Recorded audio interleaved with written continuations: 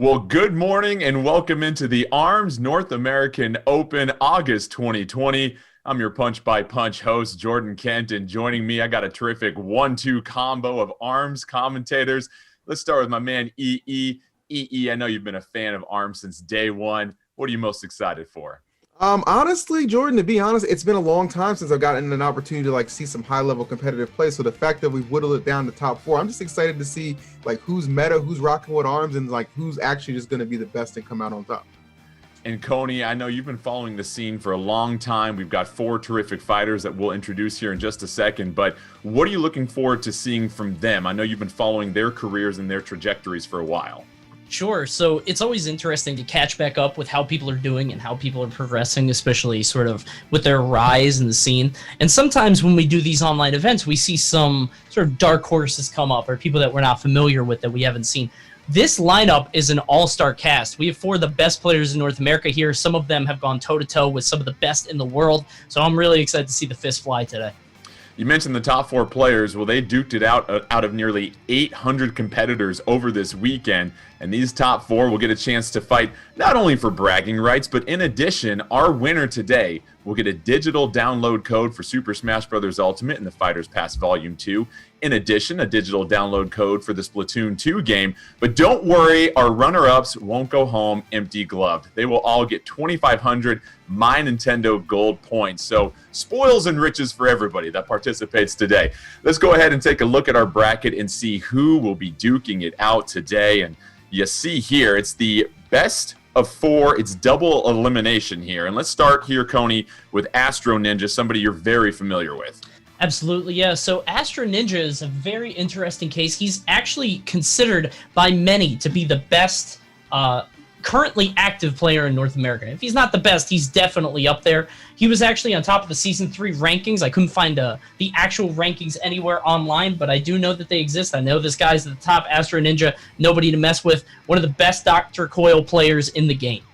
And EE, you and Para sort of have a special connection when it comes to the character selection. Absolutely. It wasn't always that way because I know he used to play Springman, but now that he's on the Ninjara train, I definitely rock with him a lot. I mean, this is a very accomplished player. I think he's only one of two North American players to ever take a set off Pega, who's considered the best in Japan, one of the best who's ever done it. So when you got somebody like that in the bracket, you can already expect fireworks. Let's go ahead and take a look at our rules here as we dot our I's and cross our T's for all the fun action today. As we mentioned before, four-player double elimination bracket. In addition to that, you've got best of 5 games wins a match. And then we will have 99 seconds per round. It will be in arena mode. So the action is fast. It is certainly furious. And EE, you were talking earlier about high-level elite play. What is the difference that we're going to see here with these players that makes them so different?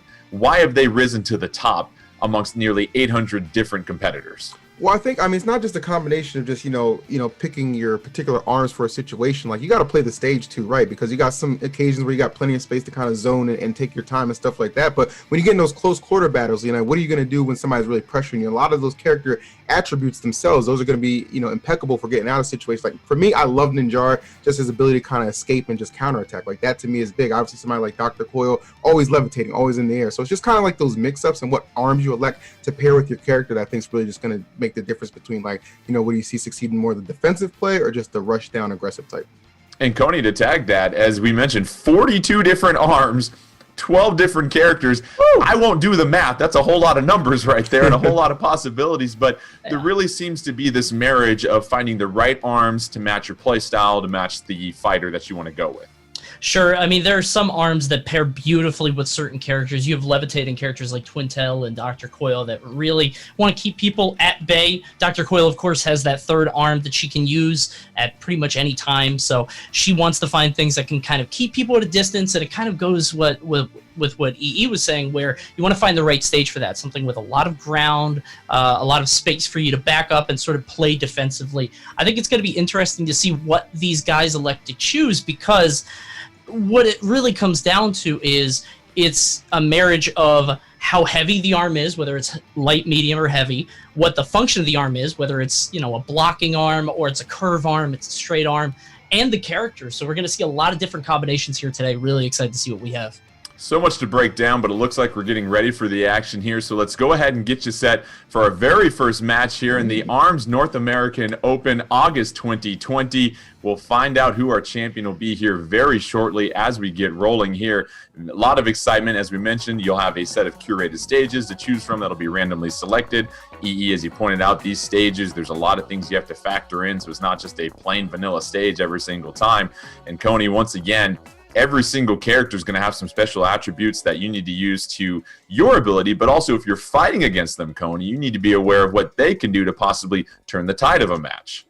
Yeah, every character has at least one attribute that is really sort of a signature to them. Obviously, Max Brass has the whole buff up technique where if he gets you on the ground, he's kind of a win more character. Meanwhile, Dr. Coyle has her third arm and just can levitate forever. Lola Pop has the inflation. Min Min has that kick that she can do where she can sort of where she can knock away an arm. We see that in Smash also. Min Min, actually the latest character in the Fighters Pass, really she's a great fighter there. But yeah, so we've got one of the best Min Min players in the world. We've got a top Dr. Coyle. We have an excellent Ninjara, and then we also have a Master Mummy who I'm incredibly excited to see play. And EE, one thing that we're going to be referencing frequently during these matches is the rush mechanic and how that is really something you need to manage throughout an entire match. Tell us a little bit more about what you need to keep in mind when you use your rush. Well, I think for, a lot of times that I've seen in the past is like sometimes people kind of use rush when they're kind of getting in like panicky situations, you know what I'm saying? Like get a little finicky and just getting pressured. So you want to be able to maintain it to an extent where it's like, okay, when I'm putting it out there, I'm getting maximum damage, right? I'm lowering that meter and just capitalizing, because also off of that too, remember you can kind of get juggles in between there as well and then just kind of get that final pop at the end, which I think a lot of people go for. And at the start of a round too, knowing you're going to get it back, like I see a lot of times that's when the best time to kind of exhaust it and try and put some pressure on early, but you just kind of got to get calculated with it. You don't ever want to like make it too transparent because there's too many counters for that. We're still getting set for our first match here in the ARMS North American Open August 2020. When you take a look here, Coney, at this sort of this rock, paper, scissors that always exists in a lot of fighting games, what does that look like in ARMS? Because again, the action's so quick, you really have to react fastly.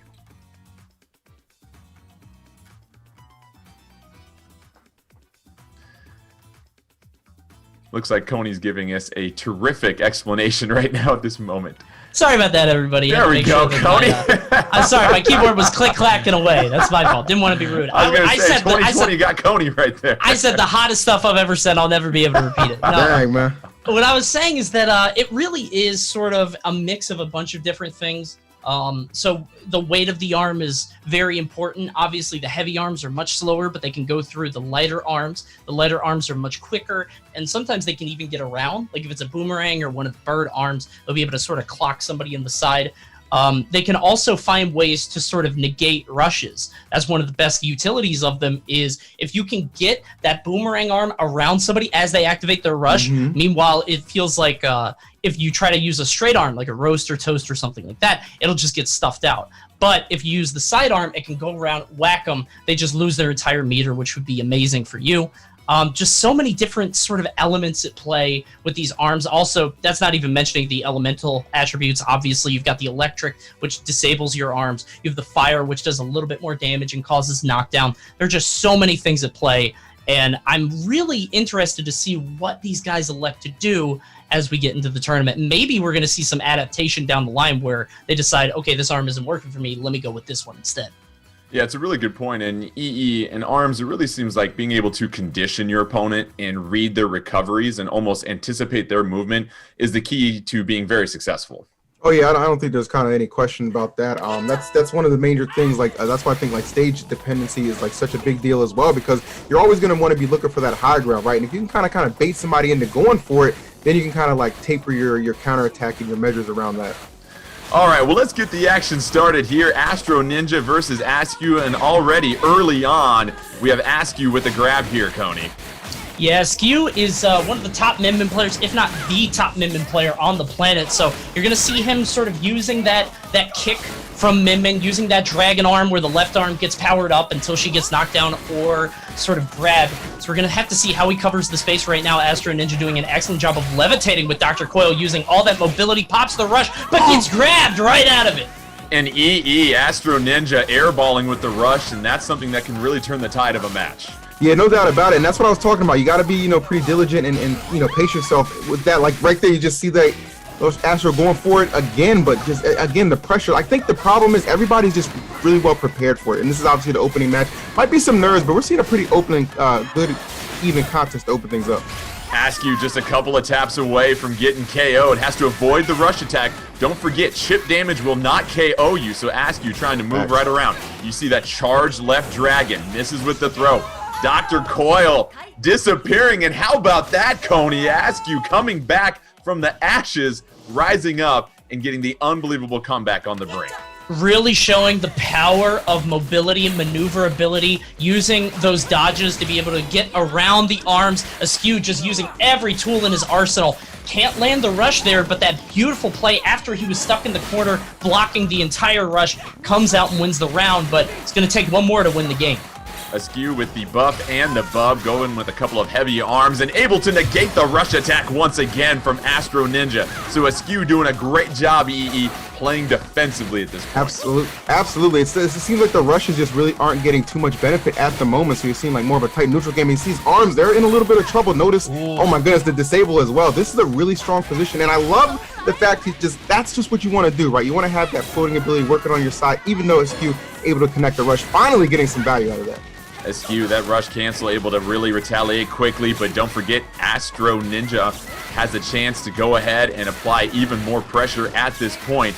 Astro Ninja sitting there with that rush attack ready to go here. Astro Ninja connects with the left, and Astro Ninja will go ahead and take a round as we head to a third round here, EE. Yeah, looking pretty strong to kind of open things up. You don't want to let anybody just kind of blow you out the water with that 2-0 right away. So it's good to keep things on even footing. And then coming in this Astro Ninja with the rush, so you might be looking for him to kind of let that go immediately. Maybe try and get some value out of it and have another one in the wings. Gonna let it go right there. Yes, perfect timing, perfect execution, and there you go, getting some good damage.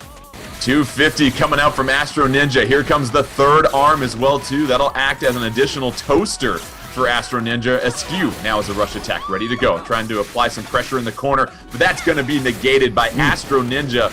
And Coney, you see some of the warning signs pop up. Can Askew take advantage of it?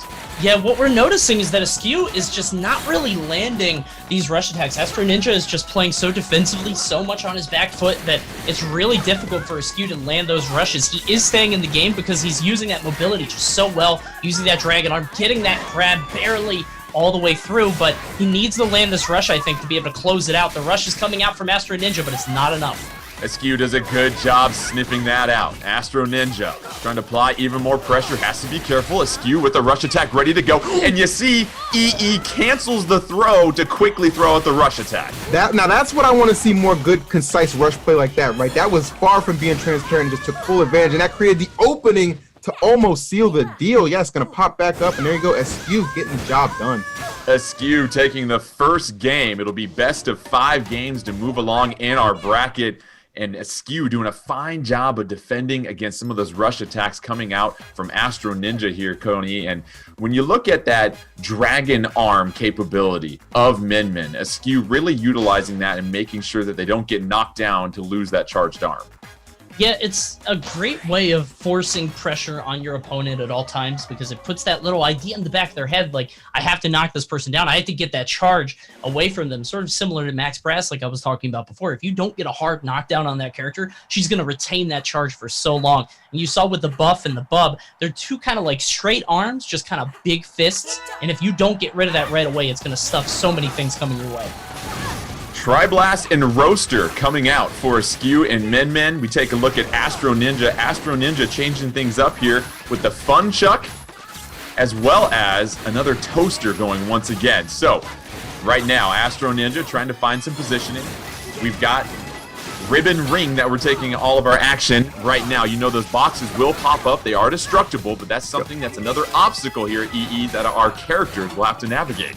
Absolutely, and you see it right there already, just Dr. Cole getting that high ground. And, you don't tend to get it for too long, just given the nature of the stage, how it's always fluctuating, but it is something to take advantage of when you get the opportunity, because you just put yourself in a better position, and you just see Astro Ninja. I mean, he's already got the ability just floating over there. He's already put himself in a prime position, just one pixel away from destruction, and there it is.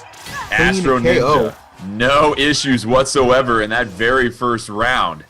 Now we take a look at Askew. Askew's gotten one game on Astro Ninja. Astro Ninja trying to tie things up here. Askew goes back to both the buff and the bub this time. Astro Ninja, no changes, worked last time. Now we see the distance being taken by Min here, Coney, and Askew really trying to keep their distance, but making sure that those boxes don't come up and create another obstacle that they have to navigate. Yeah, I think what Askew's trying to do is trying to, double rush coming out. Finally, Astro Ninja able to land a hit, but only got 100 damage from it, roughly. I think what Askew is trying to do is hold the center of the stage. Astro Ninja is forced in the corner, and because that he can't use these platforms to his advantage, being able to rise up. I mean, Dr. Coil's already levitating. Imagine when she's on the box as well. It can be very difficult to get away from her. But Askew kind of gave up a little bit of space there for the double rush. Both these guys trying to charge up their meters as Astro Ninja has another one. Oh, and Astro Ninja avoiding that incoming arm, answering back with the rush attack. Astro Ninja back in control here. Astro Ninja doing a fine job of using that levitating capability to just create enough separation between them and Askew, but Askew has a rush meter ready to go. It comes out at this point, but a huge costly whiff here, Yeah, again, just not getting maximum potential off of that rush, and it is going to be costly, as you see. I mean, they're pretty, that meters are pretty much evened up, but notice Astro Ninja, he's got his rush online. He's going to be looking to get, maybe create an opening with the Fun Chuck, one of my favorite personal arms in there as far as like just how it changes from grounded and air state. But he's got the corner pressure right now, trying to just push the advantage a little bit. I got to imagine he's going to go for that rush sooner rather than later at this point. 8 seconds left. Astro Ninja getting one more final bop with the toaster, and Astro Ninja will go ahead and take a game. So now we're tied at 1-1. Astro Ninja, Coney, doing a fine job of making some adjustments as we got set for that second game. Askew stealing the first one, but Astro Ninja leaving no doubts in that second one. I think the stage really played to his strengths well. He wants to sort of sit back, create space, stay as far away as he can, and because of the obstruction, the platforms coming up, him being able to jump on those, being able to knock those away when he wants, I think he had a much better shot of sort of controlling space around Askew. And Askew, his big problem in the first game was not being able to land those rushes. This time, Astro Ninja really took advantage of that, landed nearly every rush as we're going back to Sparring Ring. Sparring Ring, just your plain vanilla stage, nothing special, just pure competition that takes place in the heart of it. Take a look at the different arms that we have right now. Buff and Bub for Askew as he gets thrown right now by Astro Ninja. Astro Ninja going back with the Fun Chuck. We saw a lot of success in that second game. What do you like about the Fun Chuck? Well, honestly, I mean, it's just the fact that when you're spinning it, it acts as kind of like a shield too. When you're in a state when they're throwing some arms at you as well, the fact that it kind of changes its direction between when you're grounded and aerial as well. It just gives you like some more mix-ups, honestly. And honestly, on a stage like this too, like this is pretty much all about who's gonna win neutral, right? There's no gimmicks to take advantage of with that, and I think that's kind of what Astro Ninja is hanging his hat on right now, and that's why you're seeing him have that success right out the gate. Astro Ninja carving up Askew that round, connecting with the rush attack, and then a 1-2-1-2 combo of that toaster and Fun Chuck. So Askew has really been knocked. Well, Askew here, Coney. How do you get back on track? He's looking a little dizzy. I think this is the play. He needs to lock Astro Ninja down, put him in the corner where he's uncomfortable. You can see he's trying to lead his arms to the side, trying to catch the dashes and the levitation. But it's such a gamble there. He actually got 160 off the double hit, throws out the grab to burn up a little bit more meter. He's got to get this block out, and he does, so he's going to block that entire rush. I think he's playing this beautifully.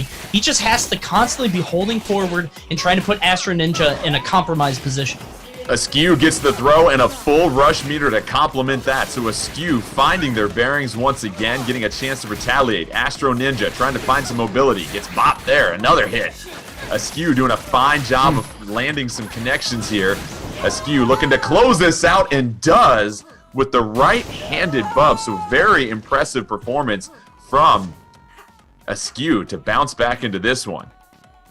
Also got to appreciate the fact that Askew kind of recognizing, okay, I have him at this low meter. There's no reason to exhaust my rush. I can save that coming in to this one. You see, just tried to counter the rush, but a little too slow on the uptake being in the air. So that's going to actually get an advantage for Astro Ninja as both rushes get exhausted.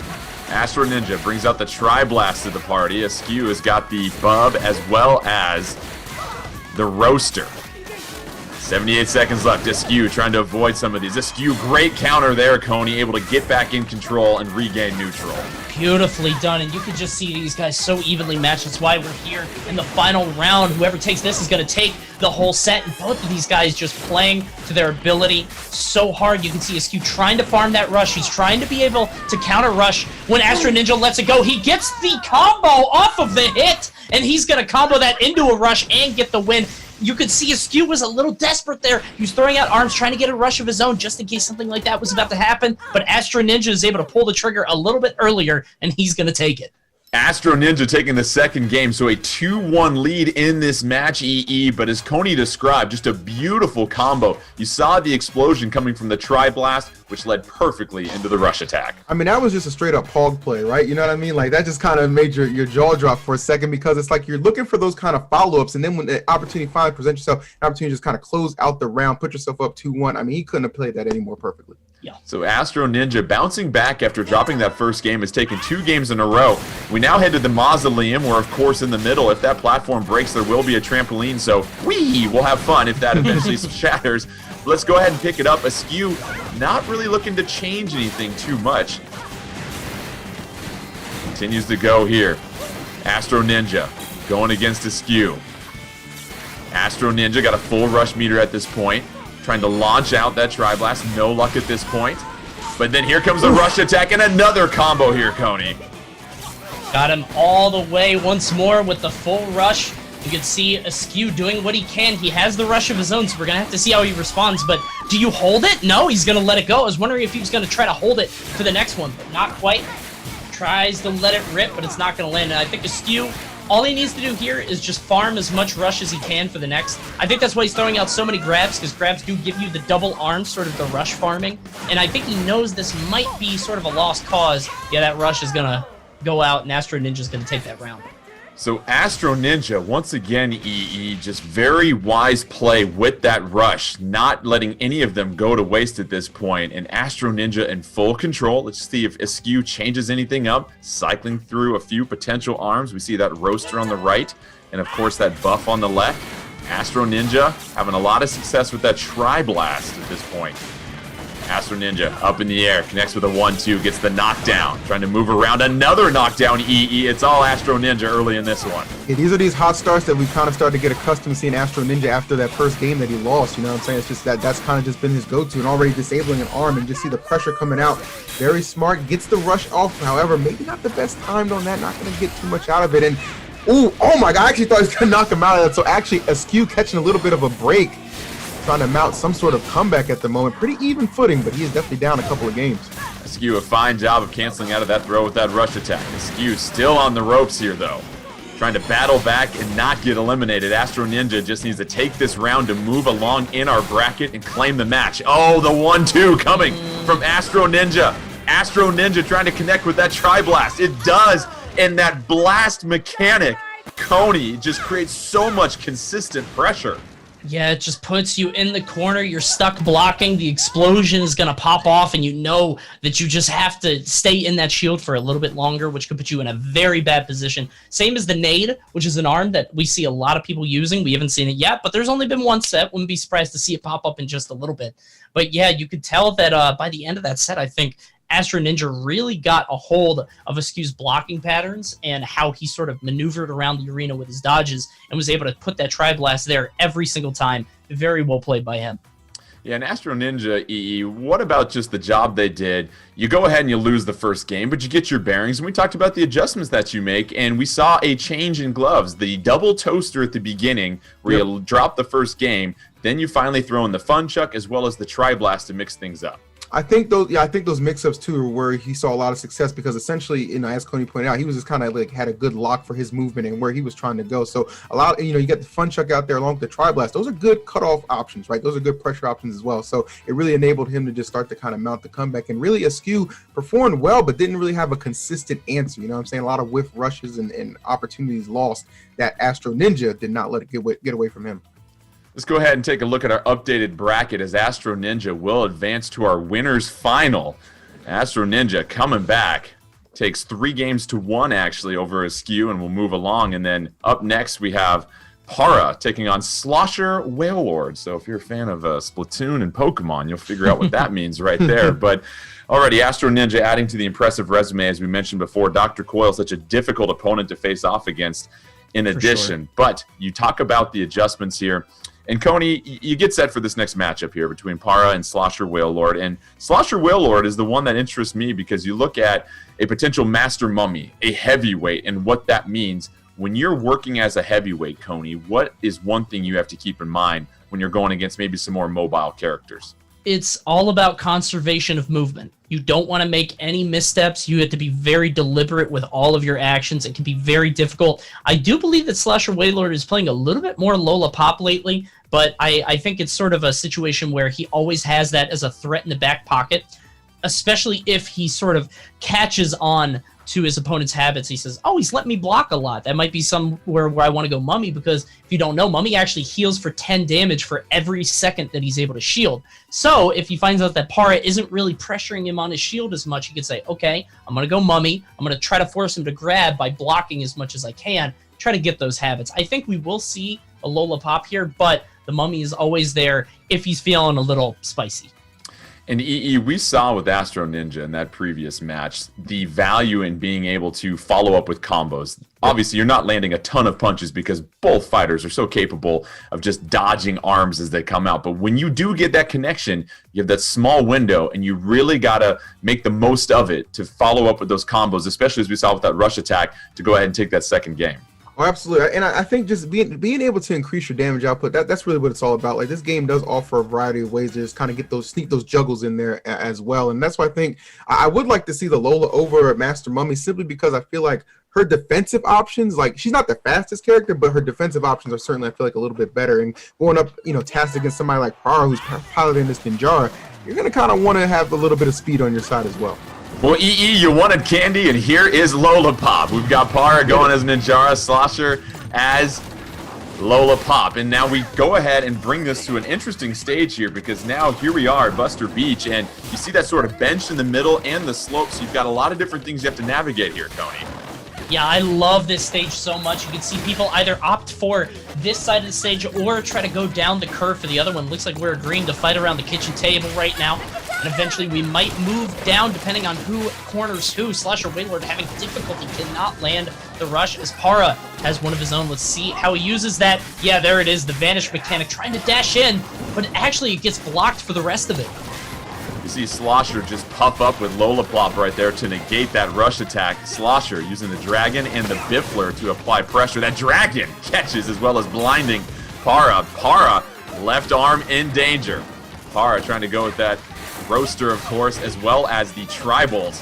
Looking for the stun here. Slosher with a full rush meter ready to go. Being very judicious about when they want to use it. Looking to find a spot over the bench, connects with the Biffler, followed by the Dragon. Might not even need it here, EE. Yeah. Don't even need the rush meter. I'm going to go ahead and just get you with a few charged arms. When you got him down to a sliver of percent like that, just a little bit of health, you do not need to exhaust your rush, because you already know, like, they're already being pressured for like the last 10 seconds. Why do I need to go ahead and just give away this free advantage I'm going to have going into the next one? And you see him taking advantage, getting a little bit of damage right off the start. Slosher getting 1-2 on the rush attack, but Coney following up with the beautiful throw. Yeah, that movement was just so hot, man. He jumped right over. Look at his jumps. He's just barely over that tribal. His maneuverability is just absolutely insane. He got that full stage grab, too. It just looks like he's in Para's head, but now he's stuck in that corner of Buster Beach. He's got to fight his way out. Right now, he's got these arms that take so long to retract, and Para able to mount something of an offense as you see Slosher right now on the retreat. Very good point. Slosher able to create a little bit of distance. That's exactly what they're looking for. Para trying to close the gap, but Para in danger of dropping this very first game. Here comes the rush attack, and Lola Pop and Slosher closing things out here.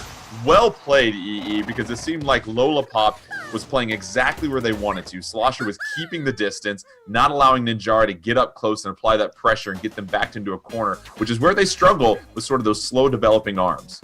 So the conservative rush use at the previous match right there, just kind of saved it for the next round, but right there using it just completely put it to rest in that ending sequence. That was actually beautifully played. So good to see the Lola Pop come out. Not disappointing either. I like the combo of the Biffler and Dragon as well too, Coney. You get one item that can sort of sweep across the area and cover a lot of the escape routes, but in addition, you have also the Biffler that, well, is just annoying and distracting, to be honest. Yeah, for sure. It's sort of like in Mario Kart when you get hit by the blooper and you just have this obstruction on your screen. You're thinking, when is this going away? I can't see anything. But we do see the switch from Para off of Ninjara over to Kid Cobra. A little bit faster. Also have a switch on arms here as the popper, and I believe that's the clapback. That's the clapback, yep. Yeah, so we'll see how this goes. I think first order of business is going to have to be to get rid of these pillars because Slosher's just maneuvering around them so well. Slosher doing a fine job of using the pillars in DNA Lab. Remember, when you go down into the middle, you don't lose any speed as you maneuver up and down the stairs here. Kid Cobra and Para trying to move around the pillars. No luck right now. Slosher doing a fine job of just keeping the distance. That Dragon gets blocked, flat back, trying to provide a little bit of shield coverage against these slow developing arms, but the Dragon reaches up and over and roars at Para. But here comes Para answering back your EE with a big time rush attack. Absolutely, and that's what he needs, you know what I'm saying? Like, obviously, you're in a situation right now, back's a little bit to the wall, your main character kind of getting blown out there, so switching over to the Kid Cobra. I love the clapback, going to provide some extra defense, especially with that Dragon on the side of Slosher just coming at you. Nice 1-2 combo. The Biffler able to connect, leading into the Dragon. Slosher with a rush attack. Coney, do you start thinking about using it to close out this match? Oh, that's the gamble, right? Is he going to hold on to it, or is he going to wait for the next round? I would have initially said to hold on to it, but now it's getting a little dicey. He's got the rush, 10 seconds left. He has to make a decision. Looks like he's just standing still, 5 seconds. Para is going to dare him to do it, hiding behind. He puts out the grab. Is it going to be enough? I don't think so. Kid Cobra takes it. Just like you said, the throw was just a little too late. You know, got some damage, but wasn't enough. And interesting, we'll look back at that Slosher choosing to hang on to the rush attack with about 10 seconds left. And here Para answers with one, 305, 320 EE to get the party started. I'm saying, I mean, that's just got to be frustrating to lose the round that previous way because he's sitting behind that pillar. I think it takes like 3 hits to knock him down. So he kind of had that in his back pocket. Like, he knew where that clock was. So very good time management on his part to keep himself in the lead. And yeah, see a pretty even game developing on this one, though. I'm seeing Para start to make a few strides here, trying to approach with the clapback in the lead to provide some extra protection. But it's just so hard to get in on Slosher. Para doing a fine job of negating that rush attack not too long ago. Almost out of rush attack of their own here soon. A couple of charged arms coming out, misses with the throw. Para getting Lollipop in the corner with the throw. That Kid Cobra throw, remember, 175. Lollipop trying to answer back with the rush attack, and does, but Para turns the tables with a rush attack of their own and will go ahead and take this game. It was such a beautiful parry. He blocked it and then immediately dashed in, which gave him a small moment where he could let that rush fly. And he does, and he takes the whole set with it, just says, I'm done with this. I'm winning this one. I'm letting it go right now because he saw his opening. Very well done. And you could just tell how evenly matched all these guys are. I mean, in the first set, we saw it between Askew and Astro Ninja. Now we're seeing it again as we go 1-1. There are no blowouts here. In the E, we saw the switch to Kid Cobra. Going from Ninjara to Kid Cobra, you wonder now if Slosher's going to make an adjustment with Lollipop, whether it's the arms that we're going to see or the character choice. Let's go ahead and find out. We'll revisit things once again at DNA Lab. No, let's go ahead and run it back here. Same arms, same characters. Let's do this thing. Slosher, keep in mind, hung on to a rush attack when they were almost at the verge of stealing a round. So we'll see if Slosher tries to be a little bit more aggressive here, E. Yeah, that's probably going to be the name of the game at this point. I love what we're seeing though already from Para. I think this Kid Cobra is suiting him better, right? He's got the speed and obviously the protection of the clapback is going to be good while still allowing you to get some damage with the popper. Like, he's really just applying a lot of pressure, and it seems like Slosher from the jump maybe getting a little overwhelmed, not accustomed to thinking this is going to be a consistent factor he has to deal with as that rush comes through and might just finish the job. Yes, sir. There you go. That's a perfect. Flat back combo into the knockdown, followed by the rush attack. Beautifully executed by Para and Coney. It was all Para at the beginning, and it really seems like the difference in aerial mobility you get with Kid Cobra and then the choice to go with the clapback has been the difference in this match so far. So much fat. I mean, just as you say it, man, the clapback just saved him from that rush there. He actually got a perfect in the first round, and Slosher, you have to wonder if his momentum's sort of stalling a little bit as Para is just showing a dominant performance here. We'll see if Slosher can sort of gather himself. You see him going to the corner, but that only means that's going to give Para some time to lay down some of those, some of the tubes with the helixes. We'll see if Para can keep up the offense as Slosher desperately tries to find a way back into this. Slosher running out of pillars to hide behind at this point as Para is winning the hide-and-seek game at this moment. 55 seconds left. Both fighters been a little bit patient this particular round. Slosher with the rush attack, but then here comes one from Para, and it does it again here, EE, able to negate a rush attack with one of their own. No doubt about it. That's that's one of the big benefits. Obviously, being able to counter rush is so huge and so prevalent, and you're seeing already Para yet again setting himself up to be in a pretty good situation. Like that blinder really not doing too much damage. I think one thing that Slosher's probably looking for is how can I slow Para down at any given point, and it's just not happening. He just keeps advancing, trying to push the game state in his favor, and it's working out yet again. Slosher in familiar territory. End of a round with the rush attack ready to go. Gonna wise up and not let it go to waste, but the throw after blocking the rush attack. Cody, Para, Kid Cobra, the feet work, as we like to say. Excellently played. Just beautifully played. Textbook. Hit around the pillar, waited for his opportunity, waited for the arms to be done, throwing out that grab. That was textbook. That was beautiful. These guys are veterans, and you could tell that Para has so much experience. The guy started as a spring man, now he's over to Ninjara, and now we're showing his proficiency with Kid Cobra. This kid is amazing. Yeah, and EE, really the mobility difference that we're seeing with Kid Cobra. And here comes Master Mummy trying to wrap this thing up here. And here we go, a heavyweight taking center stage, trying to just eat some of those punches. We know about the super armor, and that's going to make a big difference, EE, if you can get Kid Cobra into the corner somehow. Absolutely. I mean, this is pretty much old reliable for Slosher at the moment. I kind of see how he kind of forced his hand at the moment. The thing is, though, you're giving up a lot of speed advantage, but you'll be able to take a lot of those hits. Obviously, being a heavyweight, that Slosher, or excuse me, that Master Mummy does fall into, but still, for Parappa, he's got to be licking his chops at the chance to end this. Biffler and Funchuck, the choice of arms for Slosher. Can't follow up on the combo off the springs on the side of Spring Stadium here, but so far, Slosher finding some success with the big, huge Mummy. And here you go, Coney. You want to close things out by getting them backed into a corner.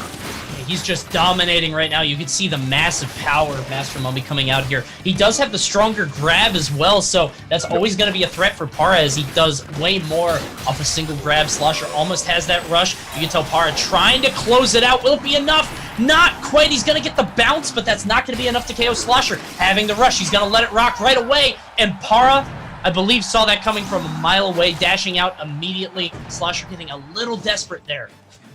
Para, 1 round away from advancing to winter finals. Slosher still sticking with the Biffler and the Funchuck.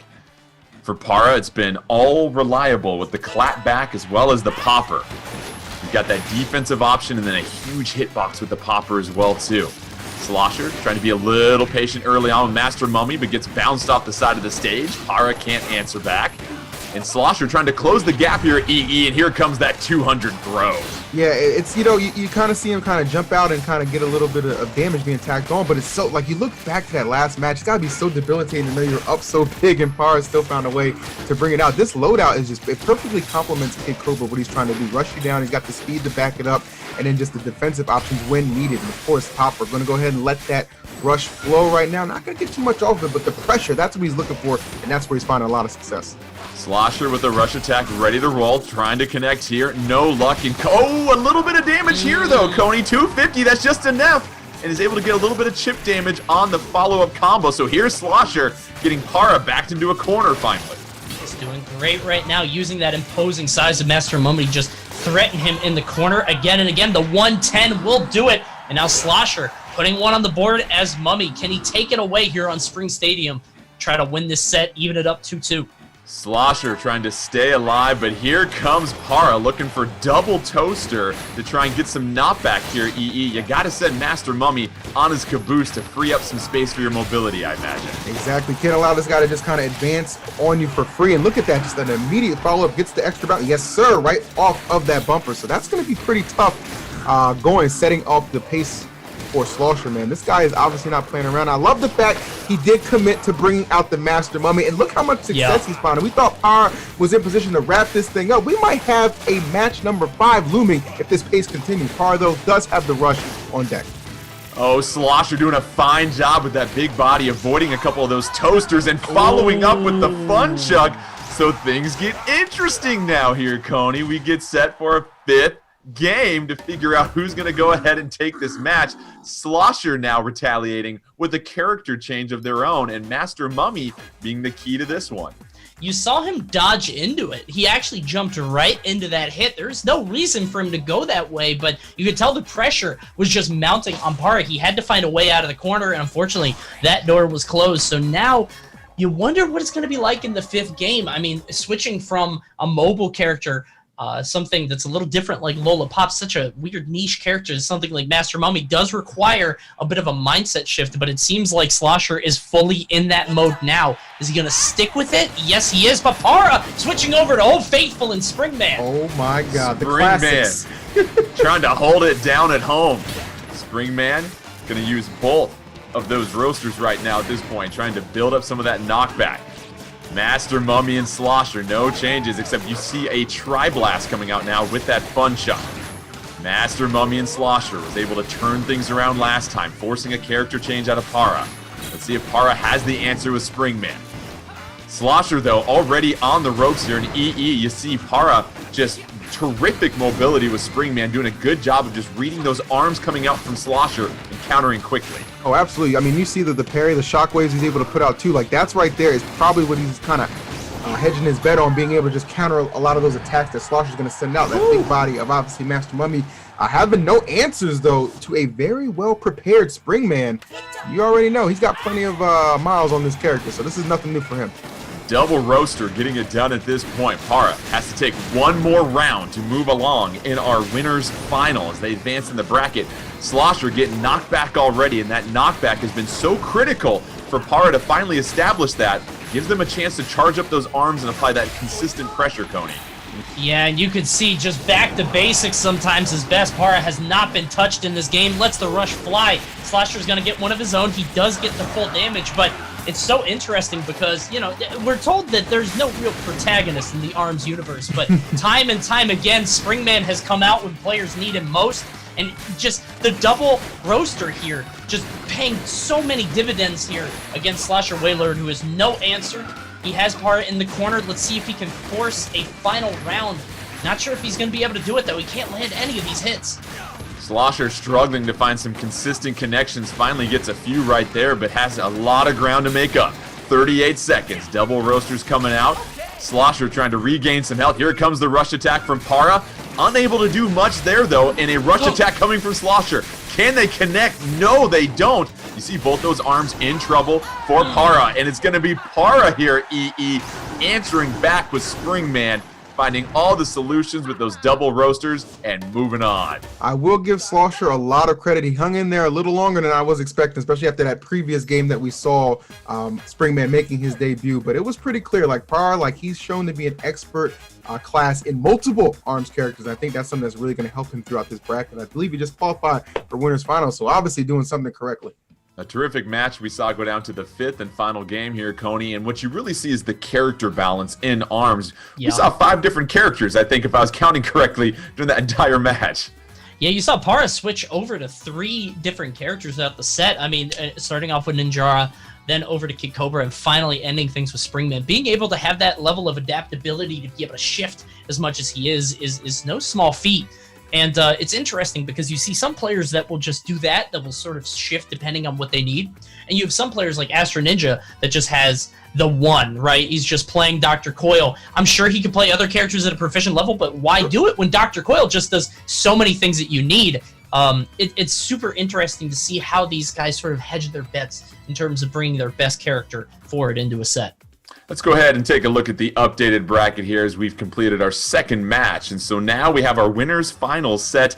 Astro Ninja versus Para. You'll see Askew and Slosher Wailord in those loser semifinals. So up next, we will have our winners final. We'll find out who will take the first seat in the grand finals. And to Coney's point here, EE, you saw Dr. Coil with Astro Ninja really do a fine job of retaking control of that match against Askew.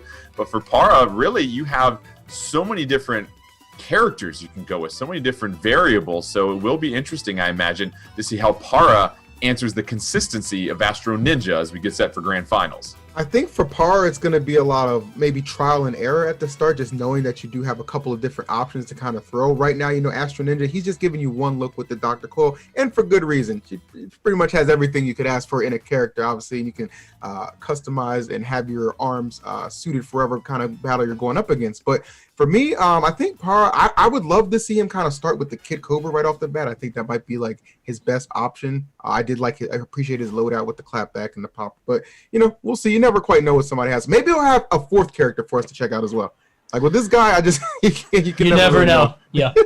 Well, let's head to the scrapyard. You have a nice little balance of some undulation. You see the higher ground on one side of the square and then the two pillars in the middle. So a lot of things going on in the scrapyard here, home of Mechanica. But we see those double roasters coming out for Ninjara early on, double toasters for Astro Ninja. So both characters, both fighters here, Coney, really liking that fire attribute. Yeah, they just want to go for the straight arms. They don't want to go for anything that's kind of curving. They just kind of want to play this honest game. And you saw it pay very well for Para in that last game when he just went the double roasters against Slusher Wailord. So we'll see if he can do it again. Right now, Astro Ninja controlling the high ground. Para going to take a breather behind that pillar as it should fall in just a second. But this is kind of a slow first match. I would not be surprised if this one actually went to time with 53 seconds left. I was going to say, both fighters really patient about hopping into the pool here. Yeah. You see they are still well above 75% health. They both have a rush meter ready to go. You figure that'll engage some of the aggression, but they're perfectly content just waiting away, and even both rush meters come out. They're just boxing in air here, EE. We're waiting for somebody to connect a punch. Yeah, really, because at the start of things, like, it doesn't, I feel like on this stage, like, yeah, high ground is a thing, but because of the pillars you have early on, it doesn't necessarily give you the biggest of advantages, and that's kind of helped. Just the delay and getting rid of them has kind of delayed us actually getting this some really good aggression. Now you see the last 20 seconds, some hits finally starting to connect, but I got a feeling this one might be going down to time. It looks like Astro Ninja is going to be on the receiving end of a W if it continues this course, and you might be electing to just hold on to that rush as well. No reason to exhaust it, and I think we're going to see a pretty safe decision here. Yeah, Astro Ninja doing a fine job of just waiting out Para and just getting enough connections that they needed to. And so Astro Ninja will go ahead, sit back, and cackle as the sands pour out of the time glass here. And now we'll get set for our second round. Astro Ninja taking the first one courtesy of time. You wonder if Para here, Coney, will start to attack a little bit more aggressive early on, not wait for about the 45-second mark. It's tough because it's such a big stage. Astro Ninja has shown that he can just control that space so well. They were going blow for blow early on, even up to those rushes. I mean, Astro Ninja, I think, engaged in a rush, and then Para immediately did the counter rush to block it. But I think Astro Ninja is just very slowly outpacing Para. And even when Para tries to chase him down, as you can see him going to the high ground, Astro Ninja is holding back, using that third arm, levitating, just not giving him any room, and even grabbing him out of the rush.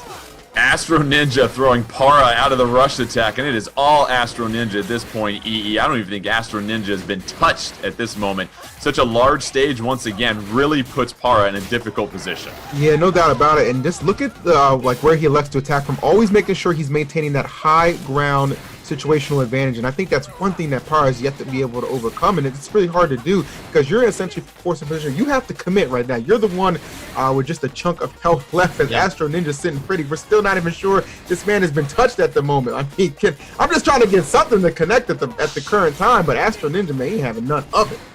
Astro Ninja still fresh as a daisy, hasn't been touched yet. Here comes the rush attack by Para, but clearly outspacing that. There's a little bit of chip damage at that point. So Astro Ninja just perfectly content to sit up high and might even go for the rush attack to put the icing on this one, but doesn't, and it's going to be all Astro Ninja as time runs out. So two matches that go the full 99 seconds, but Coney, sometimes it doesn't matter if you get a KO, you just got to wait out your opponents.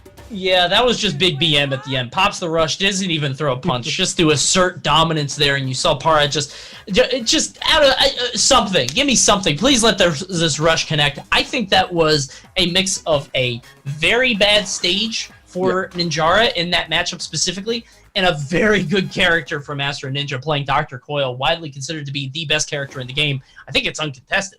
And I think he just played to Dr. Coil's strength so well, playing backward, playing defensively. We'll see if things go any differently here at DNA Lab. DNA Lab, smaller stage, less room to hide here, but Astro Ninja Using some of those pillars early on for some protection, throwing those arms around him as well too. Not any changes in the arms that we see, double roasters, double toasters respectively.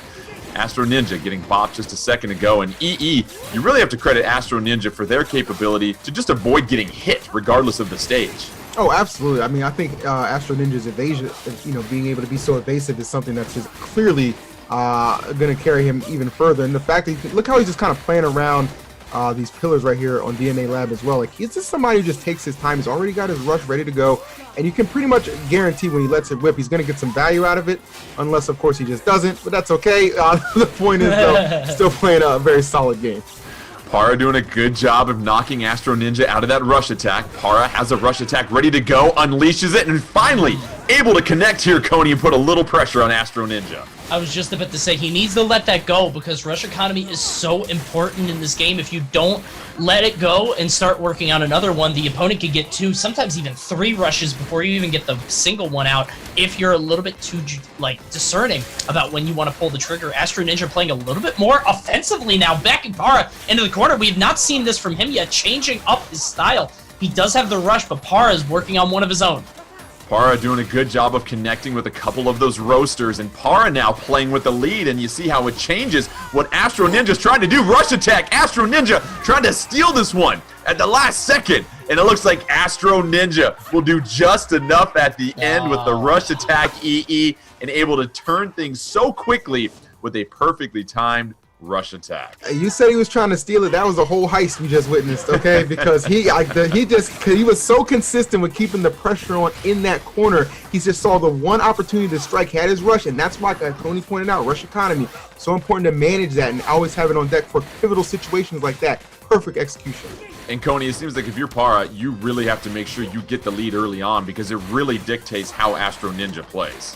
And I not only that, but I think the mental game is so important here, man. Para has constantly been chasing Astro, just this cat and mouse game, and even when he gets the rush, he just gets knocked right out of it. Meanwhile, Astro Ninja's full rush is good. Well, maybe not that last hit, but most of the rush is going to connect as Para is just trying to chase this dude down over and over. Astro Ninja just seems to be one step ahead at every spot. I just wonder if this is sort of a character shift we might need to see from Para, because I'm not sure if I'm not sure if he's going to be able to keep up.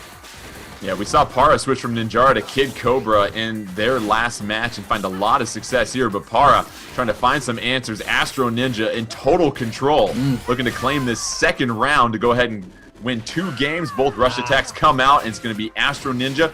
Lands a glancing blow with 25 seconds left. Para against the ropes, so at this point, Astro Ninja just needs one solid connection or two to take this one, and does with the right-handed toaster, and Astro Ninja will claim the second game here, EE. And these, I mean, no slight to Para, we know how talented he is, but these are pretty convincing wins from Astro Ninja. So you kind of got to wonder, do you, with your back against the wall now, maybe it's time to kind of go in that duffel bag, look in that Duffy, and see what else I can pull out, because the Ninjara is just not hitting right now. Quite literally, the damage just isn't there. And that's what we're seeing from Astro Ninja, Coney, just a fine job of claiming that lead early on, forcing Para to be the aggressor, because once again, with Dr. Coil, you've got so much mobility, you can sit back and Springman coming out. Let's see if Springman can get Para back into this one. They'll be here at Buster Beach, which might provide a bit of an advantage for Astro Ninja if you can knock down Para into that lower area. Yeah, I'm wondering how this is going to go, because this stage is simultaneously, it's very long, but it's very narrow.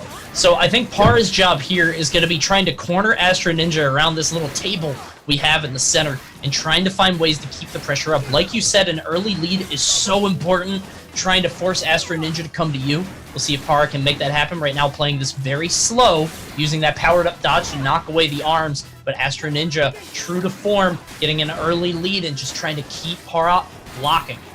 Astro Ninja closing the gap. He's been sitting on that rush attack, has a comfortable lead over Para right now. Para really wants to connect with their own rush attack to finally try and take the lead and force Astro Ninja to be a little bit more aggressive.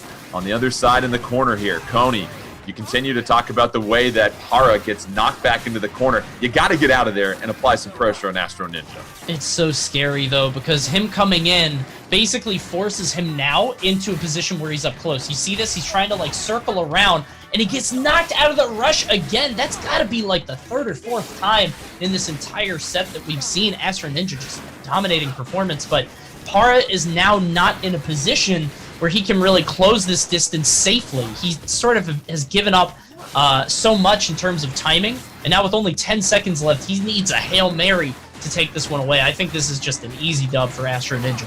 Yeah, Astro Ninja here, EE, as this one closed out, has no problem at all just sitting on that rush attack and wants to utilize that to take the quick lead in this second round. So Astro Ninja, EE, just one round away from moving on to grand finals. Yeah, we've seen a lot of these contests, Jordan, go down to the wire, and it's been incredible. But for this one, for our winners finals of all things, like, it has just been a dominant performance from Astro Ninja, and I think he's just about ready to put this one to bed. You know, kudos to Para. He's fighting as hard as he can, but it's just no openings being presented. That's the thing, that he's been sitting on.